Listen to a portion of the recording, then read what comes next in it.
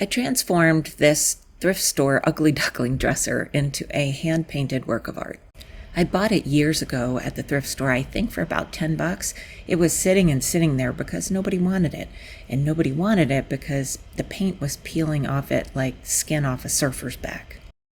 And I get it. I mean, not everybody has the setup or even wants to do a bunch of sanding on a dresser before they just paint it up for their kid.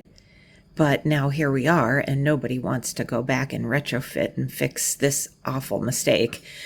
So, of course, I said, well, I'll do it. Of course, I use real stripper now, but back then I tried the orange stripper stuff, which really doesn't work well, as you can see. It was messy. It was awful. It took forever. I did it like 3 times.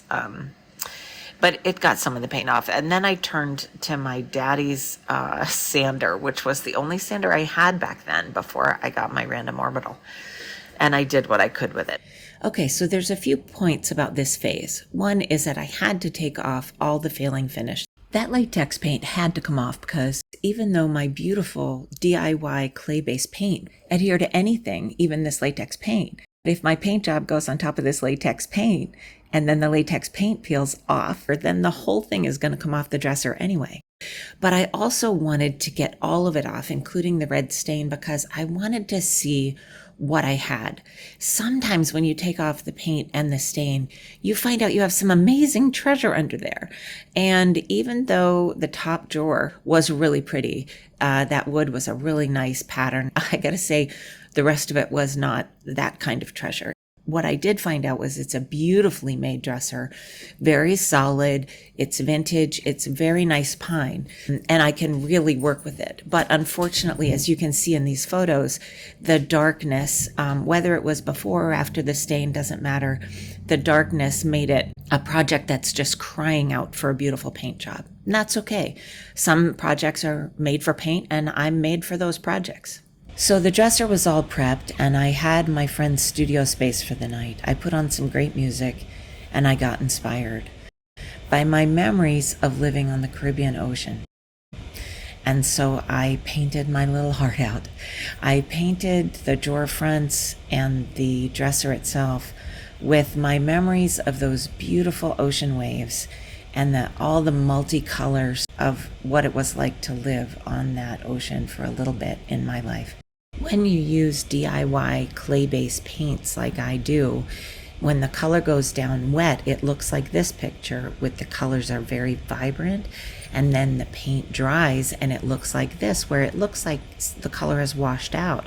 But wait until the end of the video and you'll see just how saturated and vibrant these colors are once I wax them. I think we can just clean up one ugly thing at a time, try to make one space beautiful. And the thing is, life feels really short. Life is really short, but it's also really long. And so over the course of a long life, if we keep making one thing beautiful, then before we know it, we've made a lot of beautiful things. The last step in the Caribbean dresser was to hand wax it and hand buff it and then repaint the top. Now, do you remember what it looked like when I got it? This was it originally. And here it is now. I've hand painted the entire Caribbean dresser with my own original one-of-a-kind design. I waxed and buffed it by hand with love. And that wax has cured now to give it a protective finish.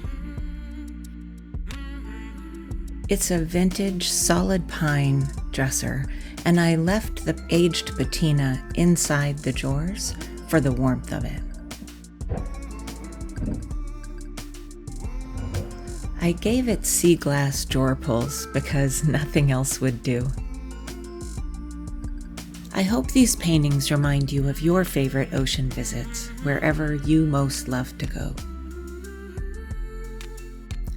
It's here in my home studio in Vermont and available on my website, liveyummy.com.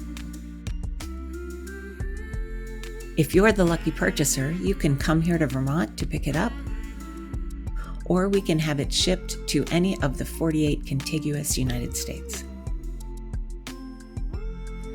Please ask any questions you have, and thank you so much for watching.